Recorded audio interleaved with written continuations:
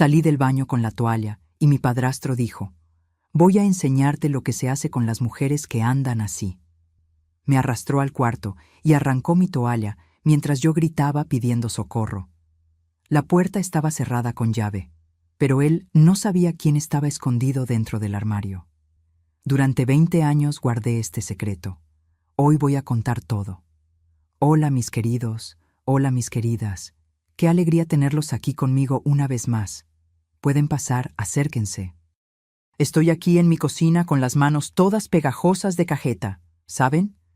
Estoy haciendo este dulce de durazno, que es la pasión de toda mi familia. El olor está delicioso.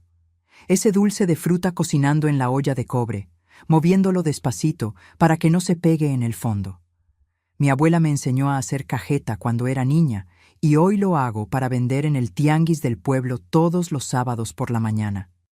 Es mi sustento, mi terapia y mi forma de mantener viva la tradición que aprendí en aquellos tiempos de antes.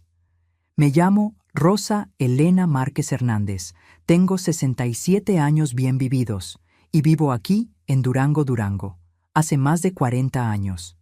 Nací en nombre de Dios, también aquí en el estado.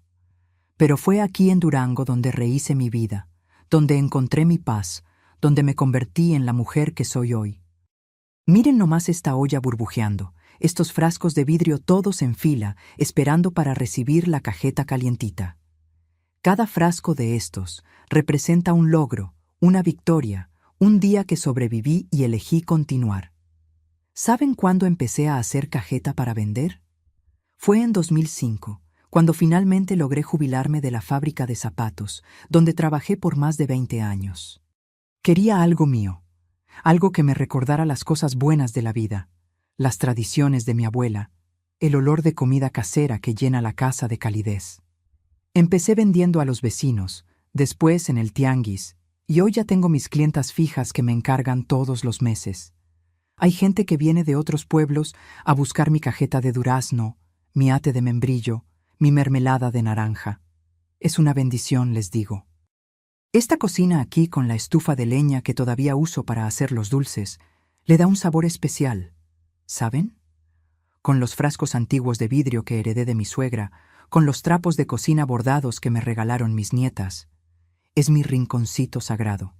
Aquí rezo, aquí pienso, aquí agradezco por estar viva y poder contar mi historia. Porque, mis queridos, la historia que voy a contar hoy no es fácil, no. Es pesada, es dolorosa, pero es real. Y si estoy aquí hoy moviendo esta cajeta con la cuchara de madera, es porque Dios tuvo un propósito para mi vida. Antes de continuar, quiero hacerles un pedido especial a ustedes que me están viendo ahora. ¿Está bien? Si les está gustando este momento aquí conmigo, si el olor de esta cajeta está llegando hasta ustedes a través de la pantalla, denle clic a ese botoncito de me gusta ahí abajo. Suscríbanse al canal y activen la campanita de notificaciones para no perderse ninguna historia de esta abuelita. Y cuéntenme en los comentarios desde qué pueblito de México me están viendo y qué hora es allá. ¿Están tomando un cafecito de olla por la mañana temprano? ¿Están en el descanso del almuerzo? ¿O ya es de tardecita de ese horario en que uno se sienta a descansar un poquito? Me encanta leer cada comentario, saber de dónde son, sentir que le estoy haciendo compañía a tanta gente buena esparcida por todo este México querido. Cuéntenme, ¿sí? Vamos a crear esta cadena de cariño, de compartir, de acogimiento. Pues bien, mis queridos, la historia que voy a contar hoy me mueve hasta el día de hoy. Pasó hace mucho tiempo cuando yo era una muchacha joven, con 20 años de edad, llena de sueños, pero atrapada en una situación que parecía no tener salida. Hoy tengo mis 67 años, mis cabellos blancos, mis arrugas que cuentan cada historia que viví. Pero allá atrás, yo era solo una niña asustada, tratando de sobrevivir bajo el mismo techo de un hombre que debería protegerme, pero que se transformó en mi peor pesadilla. Un hombre que tenía poder, que tenía dinero, que era dueño de tierras y pensaba que, por eso, era dueño de las personas también. Pero Dios, mis queridos, Dios siempre tiene un plan, y su plan para mí incluía un milagro dentro de un armario. pero eso lo voy a contar despacito con calma, desde el principio. ¿Vamos juntos en este viaje? Entonces tomen su cafecito, acomódense ahí y vengan conmigo a las memorias de una rosa que todavía estaba aprendiendo a ser fuerte. Nací en nombre de Dios en 1958, en una casita de adobe humilde, pero muy bien cuidada, cerca de la iglesia del pueblo. Mi mamá, María Guadalupe Ramírez, era una morenita pequeñita, de ojos cafés, que hablaba con ese acento dulce de Durango. Ella cosía para afuera, hacía ropa por encargo en nuestra sala misma, en aquella máquina Singer antigua que hacía un ruido rítmico que me daba sueño cuando era pequeña. El olor de tela nueva, de hilo, de almidón. Todo eso quedó grabado en mi memoria como olor de casa, de calidez, de mamá trabajando mientras cantaba bajito. Mi papá biológico, José Manuel Márquez Hernández, murió cuando yo tenía apenas 5 años de edad. Fue un accidente en el aserradero donde él trabajaba. Un tronco se soltó y lo aplastó al instante. Recuerdo poco de mi papá, pero guardo la imagen de un hombre grande, de manos callosas, que me lanzaba para arriba y me cachaba riendo. Recuerdo el olor a aserrín que traía en la ropa, del bigote que hacía cosquillas cuando me besaba. Cuando él murió, mi mamá quedó viuda a los 28 años, con 2 hijos pequeños que criar. Yo, que tenía 5, y mi hermano José Alberto, el Beto, que tenía 10. Mi hermano Beto era mi héroe de infancia. Él era fuerte, valiente. Me defendía de los niños que me molestaban en la escuela. Jugábamos en el patio de la iglesia, a las escondidas entre los árboles de naranjo que había allá, a hacer casitas con cajones viejos. Beto me enseñaba a subir a los árboles, a pescar en el río, a hacer resorteras con rama de guayaba. Él era de esos hermanos mayores que lleva a la hermanita pequeña para todos lados, ¿saben? Yo me pegaba a él como chicle. Éramos pobres, pero no pasábamos hambre. Mi mamá cosía día y noche. Los dedos de ella siempre tenían marquitas de aguja. Comíamos mucho pan dulce, esas conchas que mi mamá hacía todos los domingos. Comíamos ate, esa mermelada casera que ella hacía de cualquier fruta que apareciera. En el invierno, ella hacía pozole, ese guiso bien espeso de maíz con carne que calentaba el alma de uno. Las vecinas intercambiaban comida entre sí. Una traía chorizo, otra traía pan, otra traía manteca. Era una comunidad unida, de gente trabajadora y honesta. Yo estudiaba en la escuela del pueblo. Iba a pie todos los días con mi uniforme remendado, pero siempre limpiecito. Mi mamá hacía cuestión de eso. Podíamos ser pobres, pero teníamos que andar limpios, aseados, con dignidad. Me gustaba estudiar, era buena alumna, me encantaba leer. La maestra doña Hilda siempre me felicitaba, decía que yo tenía futuro. Yo soñaba con ser maestra también o enfermera, algo que ayudara a las personas. Pero entonces, cuando yo tenía 8 años de edad, en 1966, todo cambió. Mi mamá conoció a Rodolfo Sandoval Gutiérrez en la misa del domingo. Él había venido de Zacatecas y había comprado una gran propiedad rural en los alrededores de Nombre de Dios. Era un hombre alto, fuerte, moreno, de bigote grueso y voz grave que imponía respeto. Él era viudo también, no tenía hijos y tenía dinero, cosa que nosotros no teníamos. Él empezó a cortejar a mi mamá. Llevaba regalos para nosotros, pagaba cuentas que estaban atrasadas, compraba ropa nueva para mí y para Beto. Recuerdo que al principio me caía bien. Me llamaba princesita, traía muñecas de trapo, traía dulces de caramelo, nos llevaba a pasear en su camioneta, compraba paletas en la placita. Mi mamá parecía feliz de nuevo, sonreía más, hasta había engordado un poquito. Yo pensaba, qué bueno, ahora vamos a tener un papá de nuevo. Mamá no va a trabajar tanto. En 1967, cuando yo tenía 9 años, mi mamá se casó con Rodolfo en una ceremonia sencilla en la iglesia. Nos mudamos a su propiedad, un rancho grande llamado Rancho San Miguel, unos 12 kilómetros afuera del pueblo. La casa era grande, de adobe, con portal al frente y un patio enorme, lleno de árboles frutales. Había gallinero, chiquero, vacas lecheras, siembra de maíz. Para mí y para Beto, que veníamos de la casita apretada del pueblo, aquello parecía un paraíso. Pero Beto, que ya era más grande, más listo, no le gustaba a Rodolfo. Me decía bajito cuando estábamos solos: Rosa, ese hombre es falso. Solo es buena onda cuando hay gente mirando. Ponte trucha con él. Yo no entendía bien lo que mi hermano quería decir. Rodolfo era bravo. A veces gritaba a los peones, pero conmigo y con mi mamá era atencioso. Yo pensaba que Beto tenía celos, que no quería aceptar a un padrastro. Con el tiempo, las cosas fueron cambiando despacio. Rodolfo empezó a tomar tequila todos los días. Decía que era costumbre de ranchero. Se quedaba sentado en el portal, con la botella al lado, fumando cigarros, dando órdenes a los empleados con voz de trueno. Mi mamá empezó a quedarse más callada, más apagada. Ella ya no cantaba mientras cosía. Las sonrisas fueron haciéndose raras. Yo crecí en ese rancho, ayudando a mi mamá en la casa, cuidando las gallinas, cortando verdura de la huerta, jugaba con las hijas de los peones que vivían en las casas del fondo de la propiedad, saltaba la cuerda, hacía muñecas de hoja de maíz. Pero había algo extraño en el aire, una tensión que yo no sabía explicar. Rodolfo había empezado a mirarme diferente. Cuando yo pasaba cerca de él, me seguía con los ojos. Cuando yo ayudaba a servir la comida, hacía comentarios sobre cómo estaba creciendo, poniéndome señorita. Mi mamá bajaba la cabeza y no decía nada. Beto, que era mayor cuando nos mudamos al rancho, empezó a rebelarse contra Rodolfo. Discutían seguido.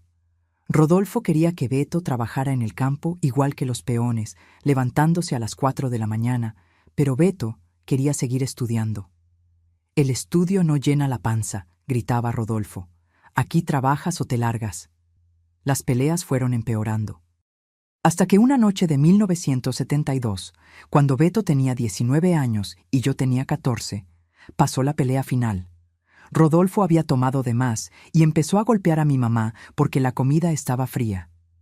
Beto se metió en medio, empujó a Rodolfo y los dos se fueron uno contra el otro. Rodolfo agarró la escopeta que estaba colgada en la pared y apuntó a mi hermano. «Sal de mi propiedad ahora. Bueno para nada, o te mato». Mi mamá se lanzó al frente, llorando, suplicando. Beto me miró con los ojos llenos de lágrimas y dijo: «Perdóname, hermanita, no puedo protegerte desde aquí, pero un día vuelvo».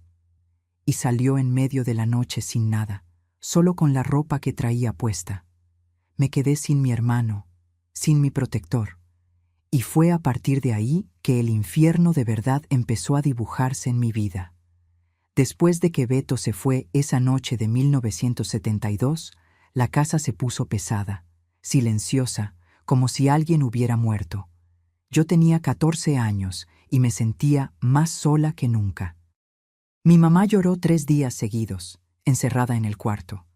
Rodolfo andaba por la casa como un rey que acababa de expulsar a un enemigo de su reino, orgulloso, pecho inflado. Me miraba con esa sonrisa de lado que me erizaba toda. En los primeros meses después de la huida de Beto, Rodolfo cambió completamente la forma de tratarme. Empezó a darme regalos, un vestido nuevo, un par de zapatos, un collar barato, pero cada regalo venía con una mirada demorada, con un comentario que me dejaba con vergüenza. «Estás poniéndote bonita, Rosa, cada día más parecida a mujer hecha». Yo bajaba la cabeza y salía corriendo, pero no tenía a dónde ir. El rancho estaba aislado, lejos de todo y de todos. Mi mamá había empezado a tomar unas medicinas que Rodolfo traía de la farmacia. «Es para calmar sus nervios», decía. Pero yo veía que mi mamá estaba cada vez más apagada, más lenta, durmiendo todo el día. Ella, que antes era activa, trabajadora, ahora pasaba horas acostada mirando al techo. Cuando yo trataba de hablar con ella, solo murmuraba: «Está todo bien, hija. Deja a tu mamá descansar». Me di cuenta de que él la estaba drogando a propósito, pero yo era demasiado joven, demasiado asustada para hacer algo. Con 15 años, en 1973, yo ya trabajaba igual que una adulta. Me levantaba a las 5 de la mañana a ordeñar las vacas, cuidaba la huerta, limpiaba la casa, cocinaba para Rodolfo y para los peones. Él me había sacado de la escuela, diciendo que las mujeres no necesitan estudio, necesitan saber cuidar la casa. Yo supliqué, lloré, dije que quería terminar los estudios, pero él fue categórico. Mientras vivas bajo mi techo, haces lo que yo mando. Fue en esa época que las miradas de él se pusieron peores. Empezó a rozarme a propósito cuando yo pasaba por el pasillo estrecho de la casa. Empezó a hacer comentarios sobre mi cuerpo delante de los peones que se reían sin ganas y desviaban la mirada. Esta está volviéndose toda una mujer. ¿Verdad que sí, Chuy? Y Chuy, el capataz, solo movía la cabeza y salía apresurado. Yo sentía una vergüenza profunda, una humillación que quemaba por dentro. Cuando cumplí 16 años, en 1974, Rodolfo empezó a tocarme. Empezó sin querer. Una mano en mi espalda cuando estaba lavando los trastes, un apretón en mi hombro cuando pasaba cerca de él, una caricia en mi cabello mientras estaba sentada cosiendo. Yo me encogía toda, me ponía tiesa como tabla, pero no sabía qué hacer. ¿A dónde iba a correr? No tenía a nadie, mi mamá estaba drogada, mi hermano había desaparecido en el mundo, yo no conocía a nadie en el pueblo, no tenía parientes cercanos, no tenía amigos. Recuerdo una tarde de domingo después de misa. La única salida que yo tenía, porque Rodolfo hacía cuestión de ir a misa para mantener las apariencias de hombre de bien. Yo intenté platicar con la doña Amelia, una señora de la comunidad. Intenté dejar escapar que las cosas no iban bien en casa.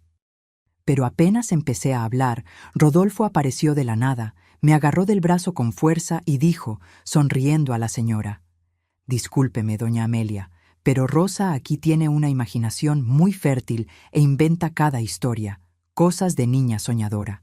Y me arrastró a la camioneta. En el camino de regreso manejaba con una mano y con la otra apretaba mi rodilla con fuerza, dejando marca. «No intentes hablar con nadie, ¿oíste? Nadie te va a creer. Yo soy hombre respetado aquí. Tú no eres nada». Pasé de los 16 a los 18 años en un infierno emocional. Rodolfo me controlaba completamente. Él decidía qué ropa usaba. Siempre tenía que estar cubierta para no dar ideas a los peones, decía. Pero cuando estábamos solos en casa, me obligaba a usar vestido corto, escotado, para que me acostumbrara a ser mujer. Yo moría de vergüenza, me cubría con los brazos. Él se reía de mí. Empezó a despertarme de madrugada para hacerle café, solo por la diversión de verme asustada saliendo del cuarto en camisón. Se quedaba mirándome de arriba a abajo mientras tomaba el café, haciendo esos comentarios asquerosos. «Tienes unas curvas escondidas ahí, ¿eh? Rosa, ¿para quién las guardas?» Yo temblaba de miedo, de rabia, de impotencia. Cuando cumplí 18 años en 1976, yo ya me había vuelto una sombra de mí misma. Ya no sonreía, no conversaba, vivía con la cabeza baja. Había intentado huir una vez. Junté un bulto de ropa escondido e iba a salir de madrugada, pero él descubrió. Me agarró en el portón, me arrastró de vuelta, me encerró en el cuarto 3 días sin comida, para que aprendas que de aquí no sales. Eres mía. Yo te crié, te di techo, comida, me debes respeto y obediencia. Mi mamá, cuando estaba lúcida, cosa rara, me miraba con unos ojos llenos de tristeza, pero no hacía nada. Ella también le tenía miedo. Él controlaba el dinero, sus medicinas, todo. Éramos 2 prisioneras en esa casa bonita, en ese rancho aparentemente próspero. A los 19 años, en 1977, yo ya había perdido toda esperanza. Había dejado de intentar huir, dejado de pedir ayuda. Solo sobrevivía día tras día, rezando a Dios que me diera fuerzas para no hacer una tontería conmigo misma.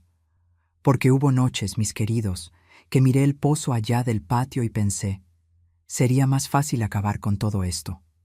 Pero algo dentro de mí, una vocecita pequeñita decía, «Aguanta, Rosa, aguanta un poquito más. Tu historia no puede terminar así». Rodolfo había empezado a hacer insinuaciones cada vez más directas, cada vez más aterradoras. Decía que yo ya era mujer hecha, que había llegado la hora de que aprendiera ciertas cosas. Mi corazón se disparaba cuando hablaba así. Yo sabía que algo muy malo estaba por pasar. Lo sentía en el aire, como el cielo se pone pesado antes de la tormenta.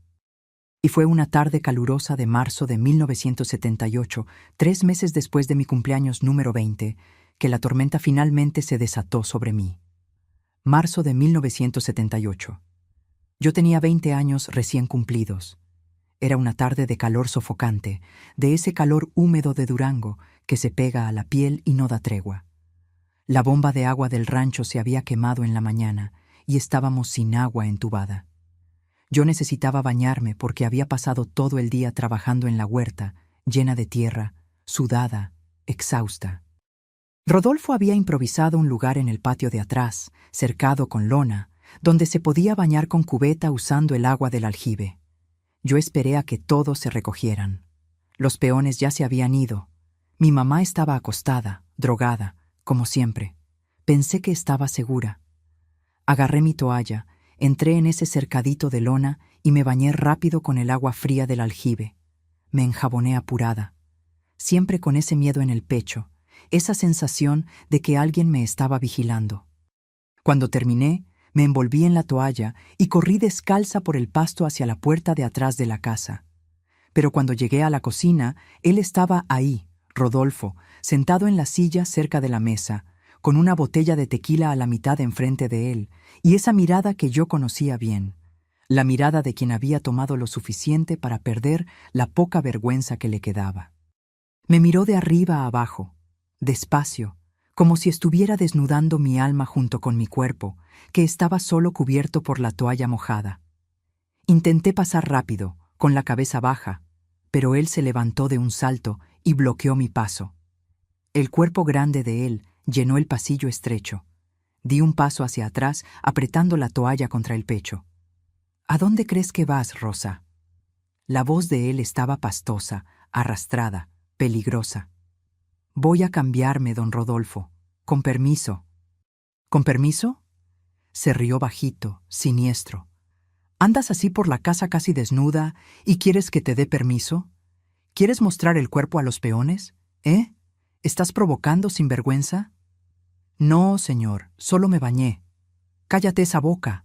Avanzó y me agarró del brazo con una fuerza brutal. Sentí al instante que iba a quedar morado. ¿Crees que soy tonto? ¿Crees que no veo cómo te contoneas por ahí, llamando la atención? Yo no hago nada de eso. Por favor, suélteme. Pero no soltó.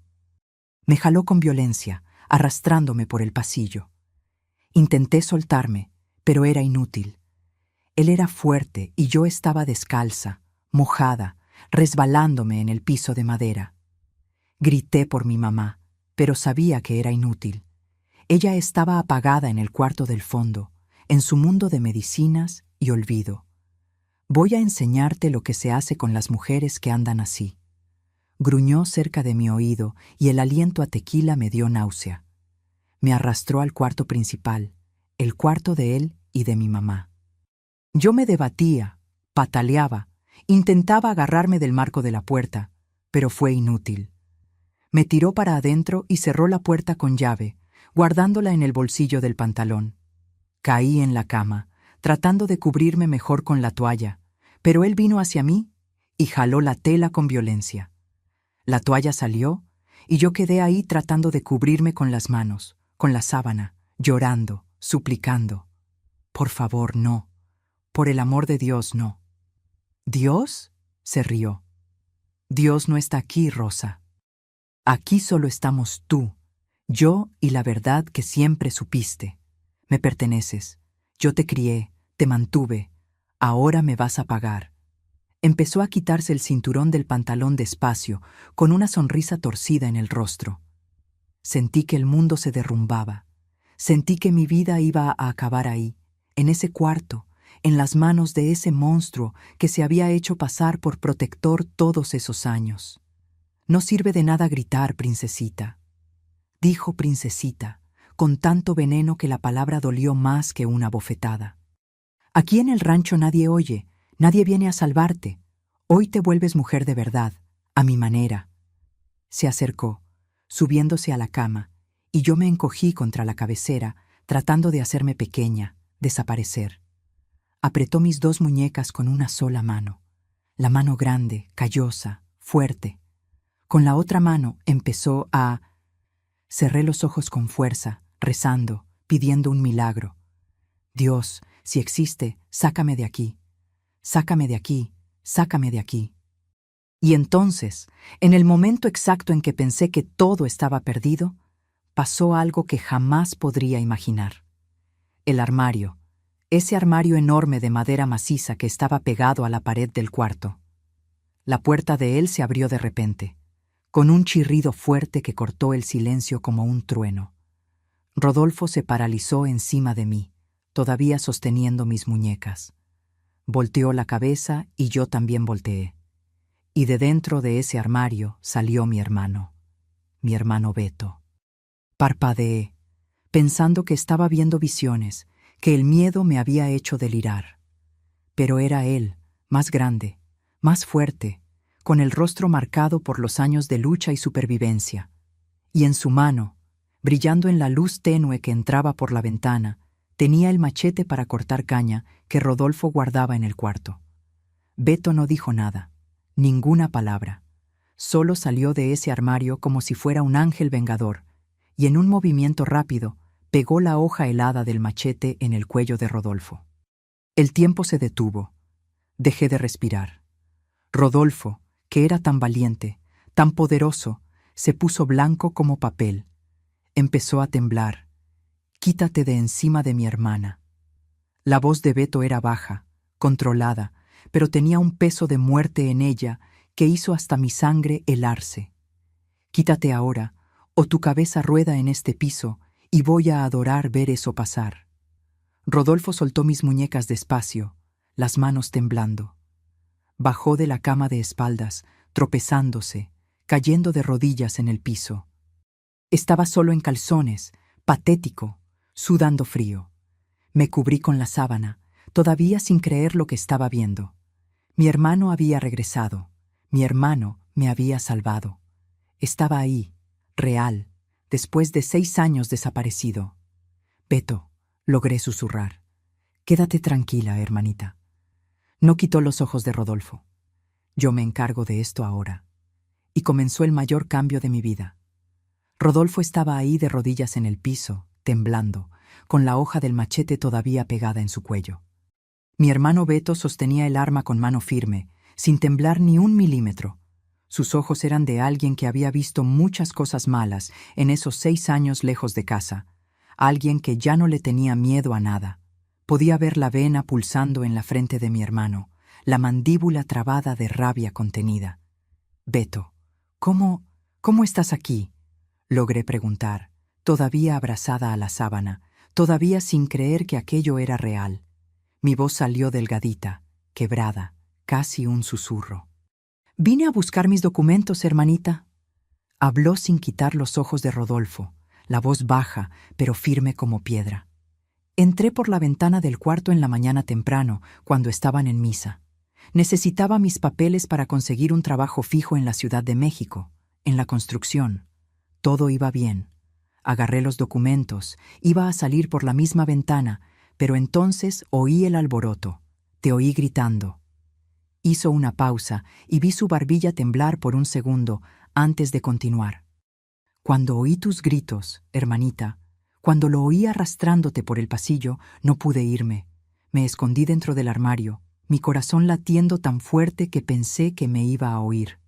Me quedé ahí adentro, en la oscuridad, rezando para haber oído mal, que él no fuera a hacer lo que estaba imaginando».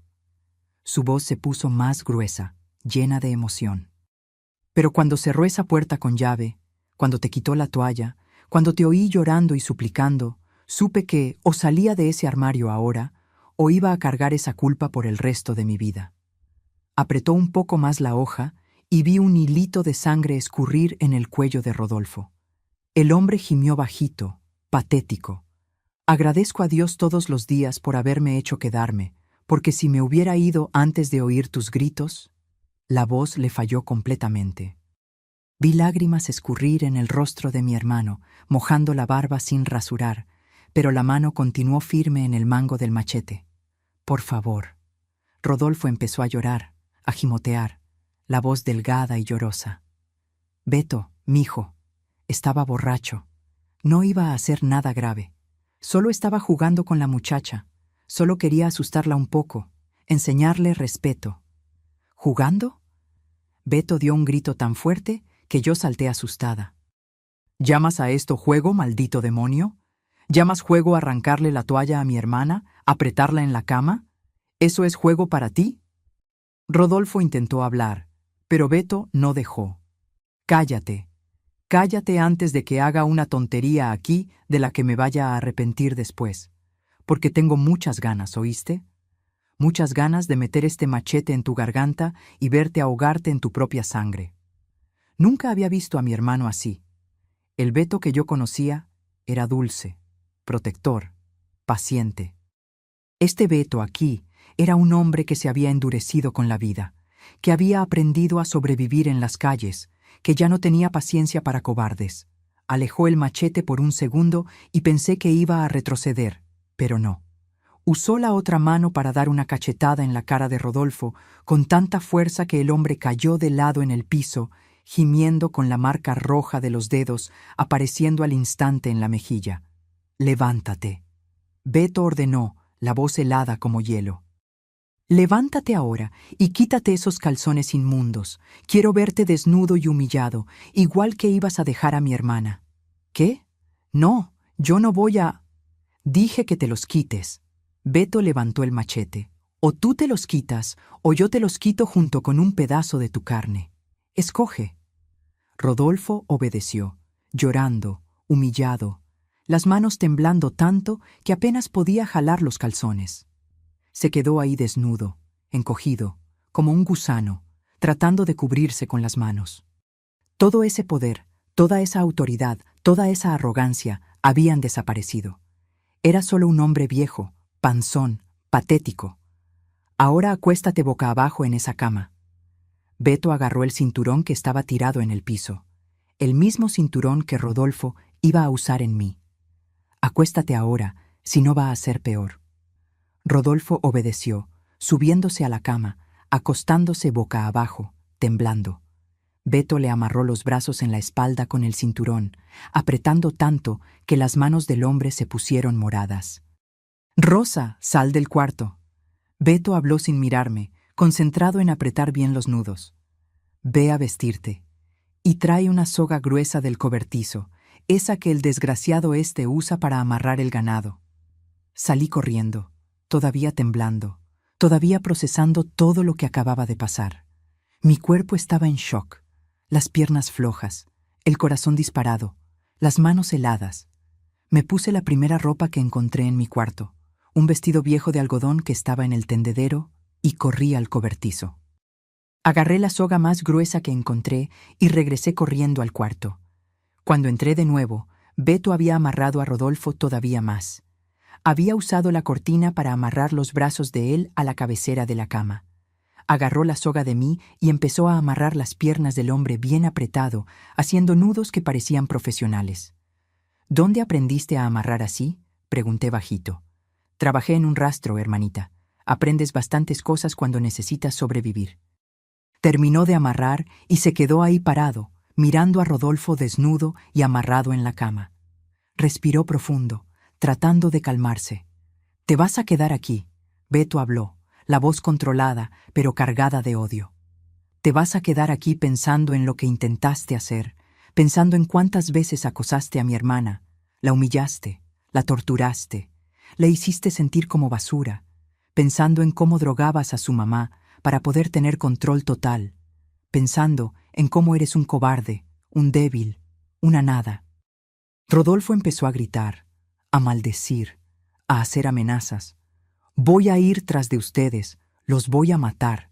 Conozco gente importante, se van a arrepentir». Beto agarró un calcetín sucio del piso y lo metió en su boca como mordaza, empujando bien profundo. «Ahora te quedas calladito, igual que mandabas a Rosa que se quedara cuando intentaba hablar, cuando intentaba pedir ayuda. Siente el sabor del silencio forzado, desgraciado. Beto escupió en el piso, le dio la espalda a Rodolfo y finalmente me miró. Y por primera vez desde que salió del armario, su rostro se ablandó, los hombros cayeron, las lágrimas volvieron. «Ven acá, hermanita». Abrió los brazos y yo corrí a abrazar a mi hermano. Me desplomé en su pecho. Lloré 6 años de sufrimiento, de soledad, de miedo, de humillación. Lloré todo lo que había guardado, todo lo que había aguantado sola. Y Beto lloró conmigo, apretando mi cabeza contra su pecho, acariciando mi cabello. «Perdóname, hermanita. Perdóname por haberte dejado aquí. No sabía que iba a ser tan malo así. Si hubiera sabido, Dios, si hubiera sabido, te hubiera llevado conmigo esa noche, aunque no tuviera a dónde ir». «Regresaste», sollozaba. «Regresaste en el momento justo. Dios te mandó de regreso para salvarme. Fue Dios que hizo que la bomba se quemara, que vinieras a buscar los documentos justamente hoy, que te escondieras en ese armario. Fue Dios, Beto. Fue Dios, sí». Besó mi frente. «Y ahora Dios nos va a sacar de aquí. Necesitamos irnos ahora, antes de que oscurezca.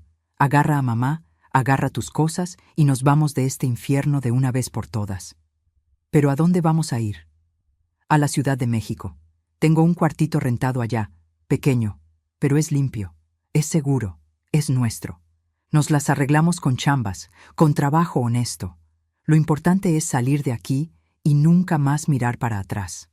Fuimos al cuarto del fondo, donde mi mamá estaba acostada. Ella estaba medio despierta, mirando al techo con esa mirada vacía de siempre, la boca medio abierta, el cabello despeinado. Cuando vio a Beto, parpadeó despacio, confundida, como si estuviera viendo un fantasma. «Beto, ¿eres tú de verdad, mijo? ¿O estoy soñando de nuevo?» «Soy yo, mamá, de carne y hueso». Se arrodilló al lado de la cama, agarró la mano de ella. «Vine a buscarlas. Nos vamos de aquí». «¿Irnos a dónde? ¿Y Rodolfo? No va a dejar». «Olvídate de Rodolfo». Beto habló firme, ayudándola a sentarse en la cama. «Nunca más va a poner un dedo sobre ti o sobre Rosa. Eso te lo garantizo. Está indispuesto en este momento y cuando se recupere ya vamos a estar lejos». Juntamos lo poco que teníamos, ropa vieja, documentos, las joyas de oro que mi mamá tenía guardadas de la época de mi papá verdadero, escondidas en el forro de un colchón viejo. Beto agarró también unos 300 pesos que encontró en el cajón de Rodolfo. «Es lo mínimo que nos debe», dijo. Beto tenía un BMW Sedán 1968 azul claro, estacionado escondido en el camino de terracería, unos 500 metros lejos del rancho, debajo de un árbol. Salimos por la puerta de atrás, atravesamos la siembra de maíz y llegamos al carro cuando el sol se estaba poniendo, pintando el cielo de naranja y morado. Antes de entrar al carro, miré para atrás una última vez. Esa casa grande de adobe, ese rancho que parecía un paraíso cuando yo tenía 9 años, se había vuelto mi prisión, mi infierno personal. Pero ahora estaba saliendo, estaba libre. «No mires para atrás, Rosa». Beto puso la mano en mi hombro. «Solo mira para adelante ahora. El pasado se queda aquí, en esta tierra maldita. El futuro está allá adelante, en el camino». Entramos al BMW. Yo en el asiento de adelante, mi mamá todavía medio groggy en el asiento de atrás, envuelta en una cobija, y Beto al volante. El carro arrancó, levantando polvo rojo en el camino de tierra. Mi mamá empezó a llorar bajito, como si estuviera despertando de una pesadilla que duró años. «¿Qué va a hacer cuando se suelte?», pregunté a Beto, mirando por el retrovisor, con miedo de ver a Rodolfo corriendo detrás de nosotros. «No va a hacer nada». Beto tenía certeza en la voz, las 2 manos en el volante, concentrado en el camino lleno de baches. Hombre cobarde como él no corre detrás, solo es valiente con mujeres indefensas, con gente más débil. Y si está lo suficientemente loco para correr detrás, regreso y termino el trabajo que empecé hoy. Pero él sabe que la vergüenza de haber sido dominado y amarrado desnudo por el entenado que expulsó es mayor que cualquier venganza. Se va a quedar calladito en su rinconcito, con miedo de que contemos a todo el pueblo lo que intentó hacer con su propia entenada. Y Beto tenía completamente razón. Supimos después, meses más tarde, por un conocido de nombre de Dios que visitó la Ciudad de México, que Rodolfo se quedó 3 días y 3 noches amarrado en ese cuarto, gritando por la mordaza hasta que la voz se le fue, hasta que finalmente uno de los peones extrañó el silencio de la casa grande y fue a buscar al patrón. Cuando lo soltaron, deshidratado y humillado, inventó una historia mal hecha sobre un asalto, sobre bandidos que invadieron la casa. Pero todos sabían que estaba mintiendo. La casa no tenía señal de robo, nada había sido robado, y las marcas de soga eran de quien sabía amarrar muy bien. La vergüenza fue tanta que vendió el rancho San Miguel 6 meses después, por un precio bien abajo del mercado, desesperado por salir de ahí. Dicen que se fue a Sonora a empezar vida nueva, donde nadie conocía su historia, donde nadie sabía de la humillación que había pasado, pero nunca más oímos hablar de él. Y sinceramente, mis queridos, fue lo mejor que pudo haber pasado. Ese hombre desapareció de nuestra vida, igual que humo en el viento. Ese viaje en BW Azul hasta la Ciudad de México, esa noche de marzo de 1978, fue el viaje de la liberación. Yo miraba por la ventana empañada, viendo el paisaje cambiar, viendo el campo dar lugar a las luces de la ciudad grande, viendo el rancho maldito quedarse cada vez más atrás. Y por primera vez en 6 años, desde que Beto se había ido, respiré aliviada. Respiré profundo, llenando el pecho de aire fresco, de esperanza. Estaba libre. Estábamos libres. Y eso, mis queridos, fue solo el comienzo de una vida completamente nueva. Llegamos a la Ciudad de México cuando ya era noche alta, casi medianoche. Yo nunca había visto una ciudad tan grande en mi vida. Tanta luz prendida incluso a esa hora, tanto movimiento, carros pasando, gente en la calle. Viniendo del rancho aislado, todo aquello parecía otro mundo. El BW de Beto subió y bajó calles empinadas que me daban miedo de que nos desbarrancáramos. Pasó por calles estrechas, llenas de edificios antiguos, casonas coloniales, hasta parar en un callejón estrecho en la colonia Guerrero, cerca del centro histórico de la ciudad.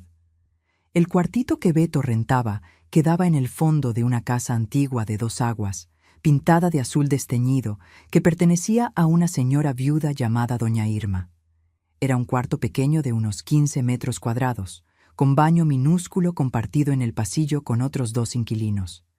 Tenía una cama individual con colchón delgado, una estufa de 2 hornillas, toda oxidada, una mesita de madera vieja llena de marcas de cigarro, y una ventanita que daba al patio lleno de monte. Era apretado, era simple. El papel tapiz estaba descascarándose, pero era limpio. Y lo más importante de todo, era nuestro. Nadie mandaba sobre nosotros ahí. Nadie pegaba, nadie gritaba, nadie controlaba. «Ustedes 2 se quedan con la cama», dijo Beto, ayudando a mi mamá a acostarse, quitándole los zapatos con cuidado.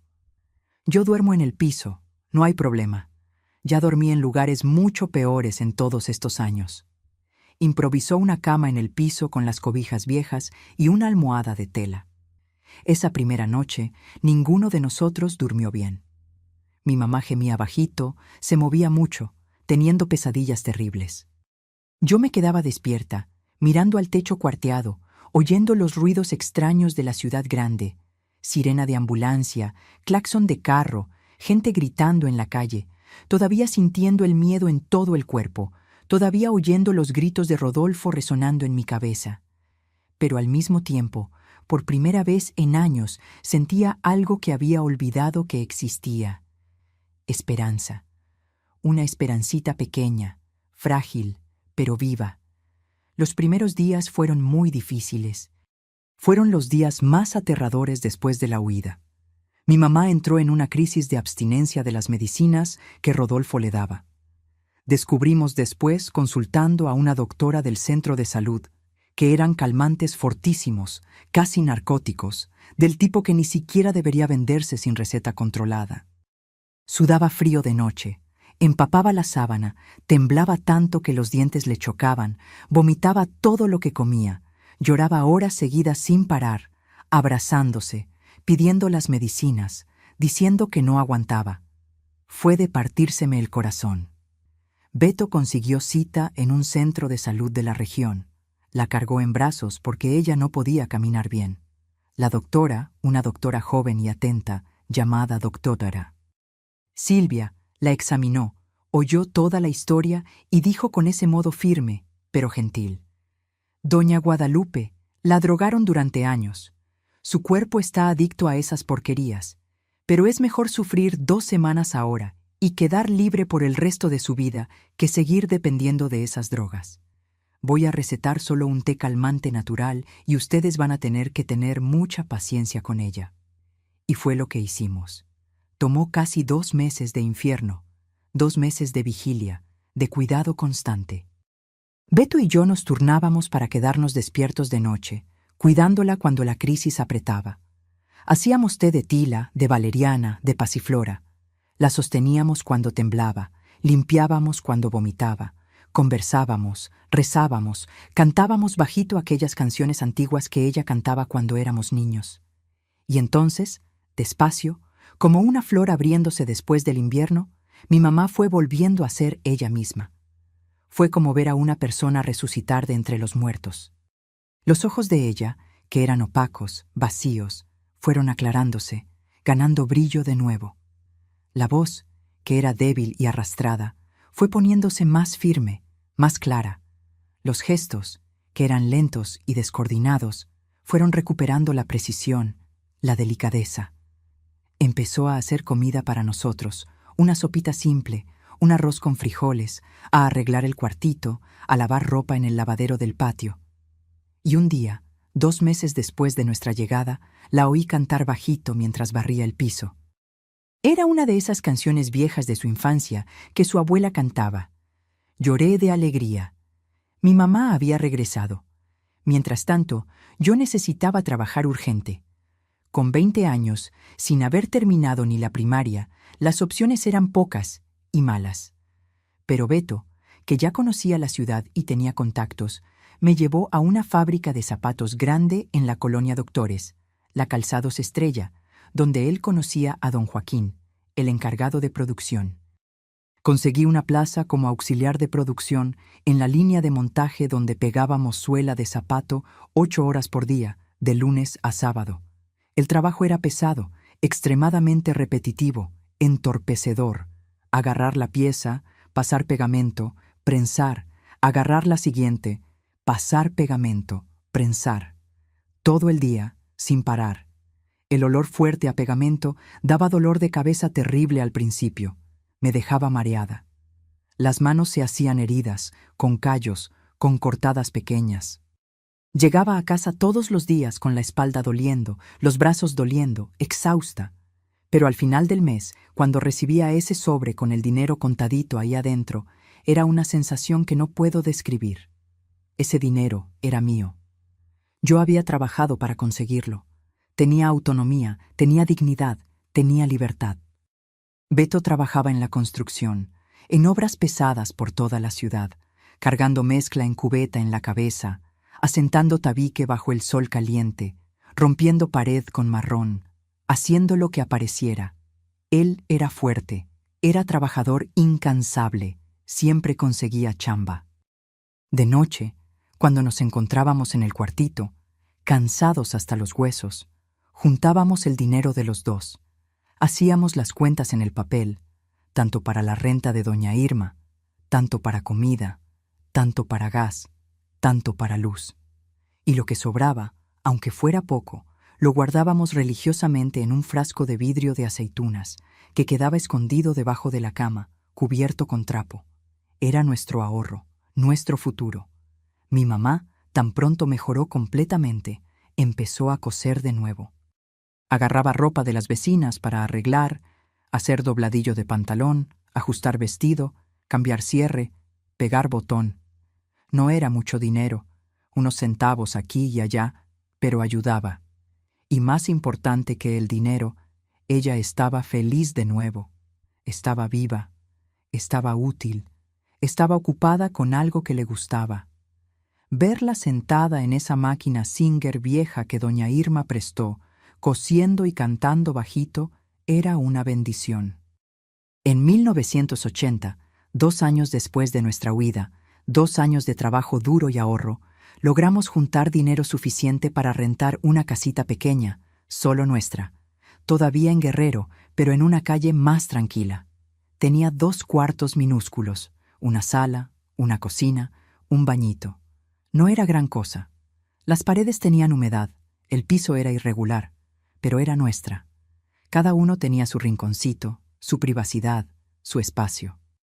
Yo decoré mi cuartito con cortina de algodón floreado que mi mamá cosió, con unos cuadritos baratos de paisaje que compré en el tianguis, con una colcha de retazos que me regaló doña Irma cuando nos cambiamos.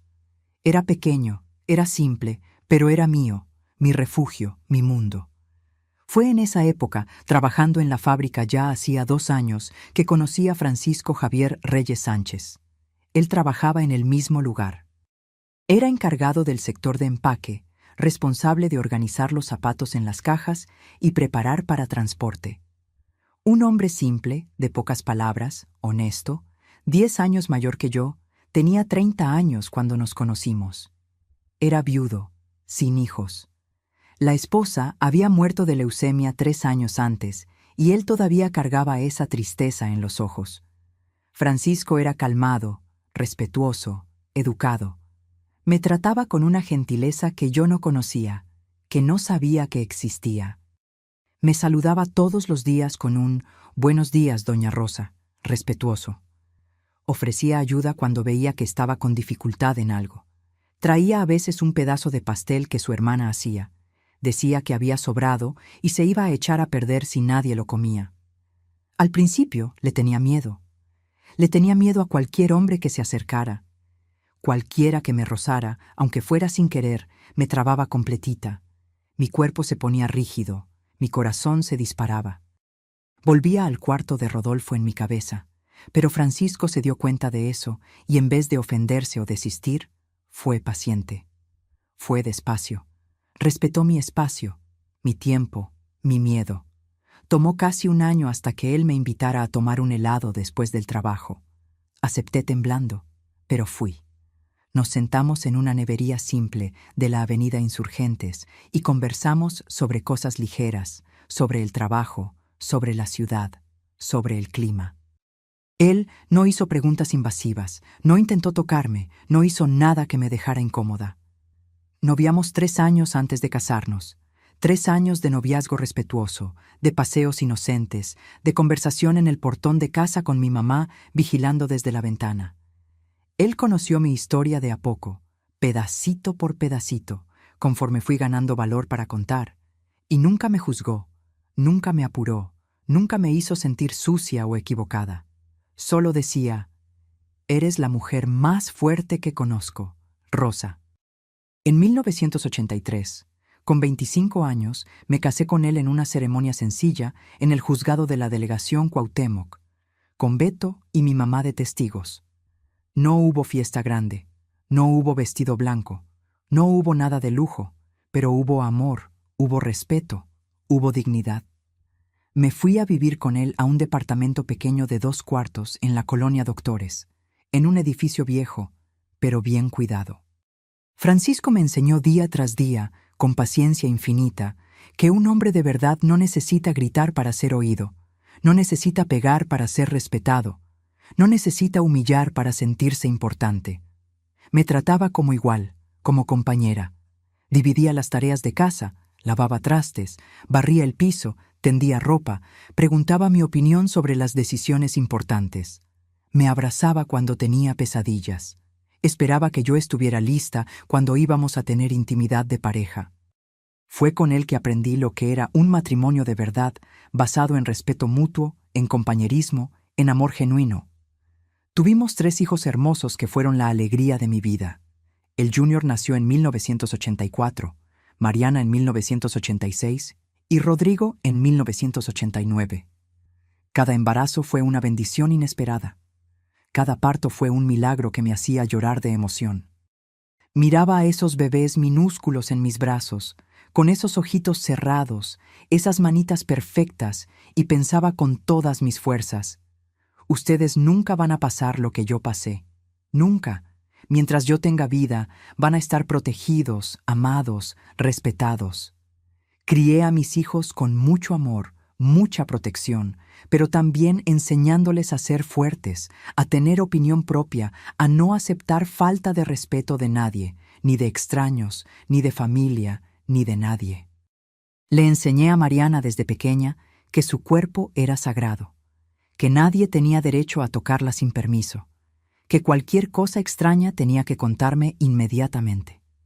Le enseñé a mis niños que un hombre de verdad protege a quien es más débil, respeta a las mujeres, divide las tareas, no levanta la voz, no levanta la mano. Trabajé en Calzados Estrella por 23 años de mi vida. Subí en la carrera despacio, pero con mérito, de auxiliar a operadora especializada, después a supervisora de línea, ganando respeto de las compañeras, de los jefes. Me jubilé en 2001, a los 43 años, porque había empezado a trabajar muy joven, con 20, y había contribuido tiempo suficiente al IMSS. Francisco se jubiló 2 años después, en 2003, también de la fábrica donde había trabajado toda la vida. Mi mamá vivió con nosotros entre nuestra casa y la casa de Beto hasta 1995, cuando falleció a los 60 años de edad, de un infarto fulminante mientras dormía. Ella murió en paz, rodeada de amor, lejos de ese rancho maldito, lejos de ese hombre que casi la destruyó. En el entierro, en el Panteón de Dolores, Beto apretó mi mano con fuerza y dijo con la voz trabada: «Lo logramos, hermanita, la salvamos. Ella murió libre y feliz». Beto se casó tarde, solo a los 45 años, con una mujer maravillosa, gordita y alegre, llamada Lourdes, que vendía tamales en el metro. No tuvieron hijos, pero eran felices, eran compañeros, reían mucho juntos. Él trabajó hasta jubilarse como maestro de obra respetado, habiendo construido edificios importantes por toda la Ciudad de México. Murió en 2015 a los 63 años, de cáncer de pulmón. Fumó toda la vida. Nunca pudo dejarlo. Fue el hombre más valiente que conocí, mi héroe, mi protector, mi hermano querido que salvó mi vida. Francisco, mi compañero fiel, falleció en 2010, a los 60 años, de complicaciones serias de la diabetes que tenía. Fueron 27 años de matrimonio feliz, de compañerismo verdadero, de amor maduro y respetuoso. Lo extraño todos los días santos. Converso con la foto de él en la mesita de noche. En 2005, 5 años antes de que Francisco falleciera, decidimos salir de la Ciudad de México. La ciudad había crecido demasiado, se había vuelto muy grande, muy agitada, muy ruidosa. La violencia había aumentado, el tráfico era un caos. Ya no conocíamos ni a los vecinos del lado. Queríamos un lugar más calmado, más tranquilo, más parecido a pueblo, para disfrutar el retiro en paz. Fue cuando descubrimos Durango, una ciudad mediana y acogedora en el estado del mismo nombre, donde todavía había tianguis los domingos y misa llena. Compramos una casita amarilla simple, pero bonitita, con patio grande y árboles frutales, usando el dinero de la venta de nuestro departamento en Doctores. Nos cambiamos para allá en junio de 2005 y fue la mejor decisión que tomamos. Durango me acogió con los brazos abiertos. Las vecinas trajeron pastel de bienvenida. La comunidad era unida, solidaria. Aquí encontré finalmente la paz verdadera que siempre busqué. Aquí empecé a hacer cajeta para vender en el tianguis, retomando la tradición antigua de mi abuela. Aquí hice amistades sinceras. Aquí construí la última etapa de mi vida. Una vida buena, honesta, simple, pero feliz. Mis 3 hijos crecieron, se casaron bien, me dieron 7 nietos hermosos que son la luz de mis ojos. Ellos viven en la Ciudad de México. Todavía tienen trabajo fijo allá, vida establecida, pero vienen a visitarme todos los meses religiosamente. Llenan mi casa de alegría, de risa de niños, de abrazos apretados que casi me tiran. Nunca más volví a nombre de Dios, nunca más pisé esa tierra maldita. Beto fue allá una sola vez en 2000, movido por curiosidad mórbida, solo para ver qué había pasado con el rancho. Volvió y me contó. El rancho San Miguel se había vuelto potrero abandonado. La casa estaba cayéndose a pedazos, ventanas rotas, monte adueñándose. Y supo por un antiguo conocido que Rodolfo había muerto en 1995, solo en un cuartito sucio de pensión en Hermosillo, de cirrosis hepática, el hígado destruido por el tequila. Murió del modo que vivió, amargado, solo, destruido por su propia maldad y por sus propios vicios. Cuando Beto me contó eso, esperando alguna reacción fuerte, no sentí nada, ni rabia, ni alivio, ni satisfacción, solo nada, un vacío. Ese hombre no merecía ni mis sentimientos, ni mis pensamientos, ni un segundo de mi atención. Lo que siento hoy, mis queridos, después de todo, es gratitud profunda, gratitud inmensa por haber sobrevivido cuando podría haber desistido, gratitud por mi hermano, haber regresado ese día exacto, gratitud por cada día de paz que viví después del infierno. La vida me enseñó con toda su crueldad y toda su bondad que uno puede renacer de las cenizas, puede recomenzar de cero, puede ser genuinamente feliz después de atravesar el infierno. Y yo soy la prueba viva, respirando, sonriendo, haciendo cajeta en mi cocina en Durango, de que eso es verdad. Hoy, a los 67 años, vivo aquí en esta casita amarilla con portón verde en la calle de las Hortensias en Durango, la misma ciudad que me acogió hace 20 años y me dio la paz que busqué toda la vida. Es una casa pequeña, simple, de 3 piezas, pero es mía, pagada, conquistada con trabajo honesto y sudor. El patio tiene árbol de naranjo, que da fruta dulce todos los años, guayaba cargada y una huerta cuidada, donde siembro mis condimentos, perejil, cilantro, albahaca, romero y hasta unas lechugas que uso para hacer ensaladas. Me levanto todos los días a las 6 de la mañana, aunque sea sin despertador. El cuerpo ya se acostumbró al horario. Hago mi café bien cargado con bastante leche, como un pedazo generoso de concha que siempre tengo guardada en la lata de metal vieja, y ya voy directo a la cocina a empezar mi trabajo, porque es aquí moviendo mi olla de cobre llena de fruta cocinando que encuentro mi terapia, mi propósito, mi alegría. Lo que hago no es solo un dulce, mis queridos. Cada frasco que lleno es una oración de gratitud. Cada vuelta en la olla es un recuerdo de que sobreviví, de que vencí, de que estoy aquí. El olor dulce que llena la cocina, sea durazno, higo, calabaza con coco, membrillo, me recuerda que la vida puede ser dulce de nuevo después de tanto amargo. Cada vez que veo esos frascos en fila en la mesa, brillando con el almíbar dorado ahí adentro, respiro profundo y agradezco. Vendo mi cajeta todos los sábados en el tianguis de la Plaza Central. Llego temprano, a las 7 de la mañana, armo mi puestecito simple de lona y me quedo ahí hasta mediodía.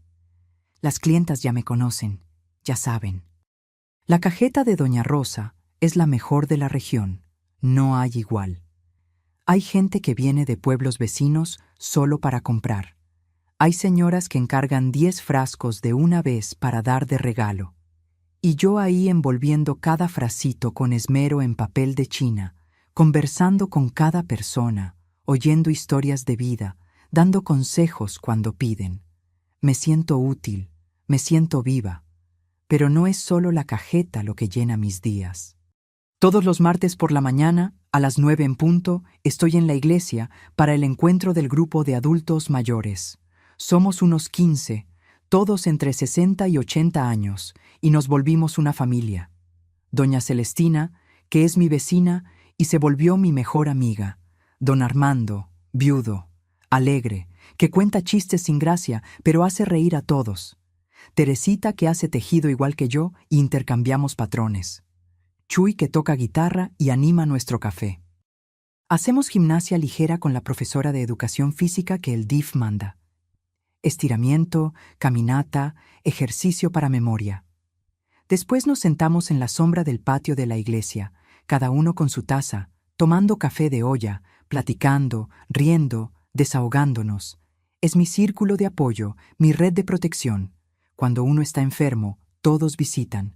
Cuando uno está triste, todos acogen. Una vez al mes, organizamos tómbola benéfica para juntar dinero para la guardería municipal que atiende a los niños de bajos recursos de la ciudad. Yo hago dulces para vender, cocadas, ate, jamoncillos, todo se va. También ayudo a organizar las tablas, a cantar los números. Es buenísimo sentirse útil todavía, saber que incluso en la vejez uno puede contribuir, puede hacer diferencia en la vida de alguien. Mis 3 hijos me visitan religiosamente todos los meses. Es el día que más espero, que más me deja ansiosa de alegría. Junior viene con Patricia y los 3 hijos. Pedro de 15, Laura de 12, Felipe de 8. Mariana viene con Fabio y las 2 niñas, Giovanna de 10, Isabela de 7. Y Rodrigo, mi bebé, viene con Andrea y los 2 pequeños, Miguel de 5, Sofía de 3. Cuando llegan, mi casa se vuelve fiesta ruidosa y maravillosa. Los niños invaden el patio corriendo, gritando, se suben a los árboles, cortan naranjas y las comen ahí mismo con la cáscara soltándose en las manos, pelean por quién va a comer más cajeta, quién va a sentarse a mi lado, quién me va a ayudar a mover la cajeta. La cocina se llena de ollas en la estufa, olor de comida casera, gente conversando alto, risas resonando. Preparé una mesa grande de madera maciza solo para esos momentos. La compré con el dinero del tianguis.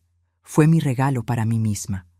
Cuando veo esa mesa llena de gente que amo, de platos, de vasos, de felicidad, mi corazón desborda tanto que necesito salir un minutito al patio para llorar de emoción escondida. De noche, después de que se van y la casa vuelve al silencio, me siento en la mecedora floreada de la sala, esa que me regaló doña Celestina cuando compró una nueva, y me pongo a tejer. Estoy haciendo ahora una cobija de cuadritos de colores para donar en el bazar benéfico de la iglesia. Mientras hago el punto, pienso en cómo la vida da vueltas impresionantes. ¿Quién diría que aquella niña quebrada, humillada, que pensaba que nunca iba a sonreír de nuevo, iba a volverse esta abuelita rodeada de tanto amor? Tengo mi rutina simple, pero preciosa. Platico todos los días con las vecinas en la banqueta. Doña Hermelinda, que vive al lado, siempre trae pedazo de su pastel y se lleva frasco de cajeta a cambio.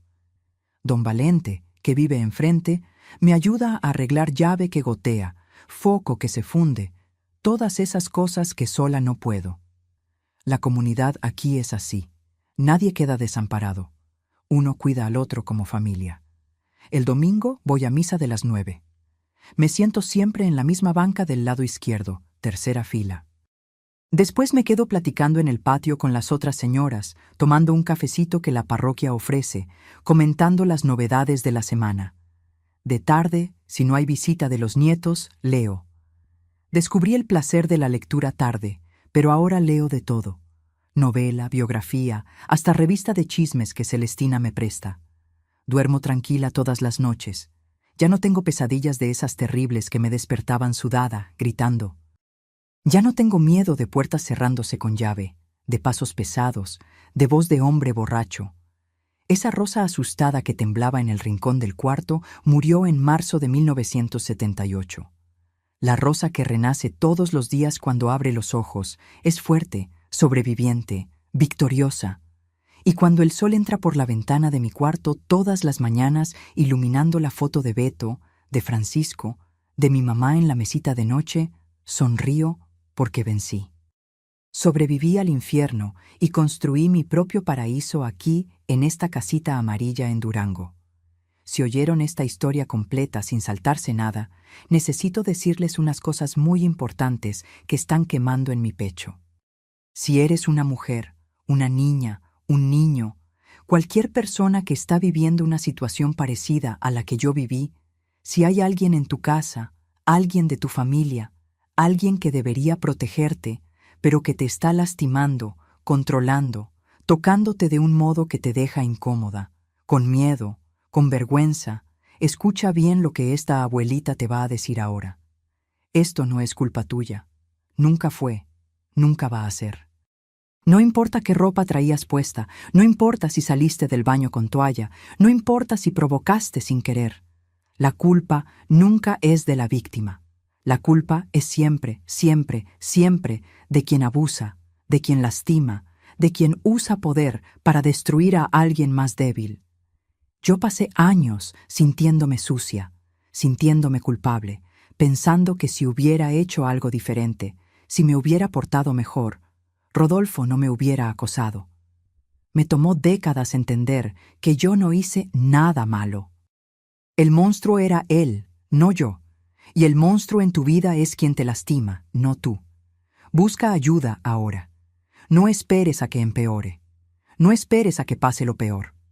Habla con alguien de confianza, maestra, vecina, amiga, pariente lejano, padre, pastor, cualquier persona. Si no puedes hablar personalmente, escribe un papelito y déjalo en la mochila de alguien. Manda mensaje. Llama a un número de ayuda. En México está el 911, que funciona 24 horas. En cada país del mundo hay autoridades, hay organizaciones esperando para ayudarte. No estás solo, no estás sola. El silencio es el mayor aliado del abusador. Él cuenta con tu vergüenza, con tu miedo, con tu silencio para seguir lastimándote. Rompe ese silencio. Grita si es necesario, pero no te quedes callada. Y tú que no estás pasando por esto, pero conoces a alguien, sospechas de alguien, un compañero, una vecina, un niño en la escuela que está diferente, triste, asustado, no finjas que no ves. Ofrece ayuda, pregunta si está todo bien. A veces, una palabra de apoyo, un hombro amigo, es la diferencia entre la vida y la muerte para quien está sufriendo. Yo sobreviví porque mi hermano regresó, pero no todos tienen un veto escondido en el armario. Entonces, tú necesitas ser el veto de alguien. Necesitas ser quien salva, quien protege, quien denuncia. Y para ti que sobreviviste, que ya saliste del infierno, te entiendo. Sé que las marcas no salen, que hay días que todavía oyes la voz del abusador en tu cabeza, que hay noches que te despiertas sudada de pesadilla. Pero te prometo, sí se puede ser feliz de nuevo, sí se puede confiar de nuevo, sí se puede amar de nuevo, sí se puede construir una vida buena, digna, llena de amor después de la tormenta. Yo soy la prueba viva de eso. A los 67 años, haciendo cajeta en mi cocina rodeada de nietos, soy la prueba de que la vida continúa después del trauma, de que eres más fuerte que tu pasado, de que mereces ser feliz. Ahora necesito que me ayuden con algo muy importante. Este video aquí, esta historia que conté, puede salvar una vida, puede ser la historia que alguien necesitaba oír para tener valor de pedir ayuda. Entonces, les suplico, suscríbanse a este canal ahora mismo, y activen la campanita de notificaciones. No lo dejen para después, háganlo ahora. Y hay más. Comenten su nombre y su edad. Voy a agradecer. Háganlo ahora. No esperen ni un minuto más, porque cada segundo cuenta cuando estamos hablando de salvar una vida. Gracias por oírme, mis queridos. Que Dios bendiga a cada uno de ustedes. Y recuerden, son fuertes, son valientes, son sobrevivientes igual que yo. Un beso en el corazón de todos. Hasta el próximo video.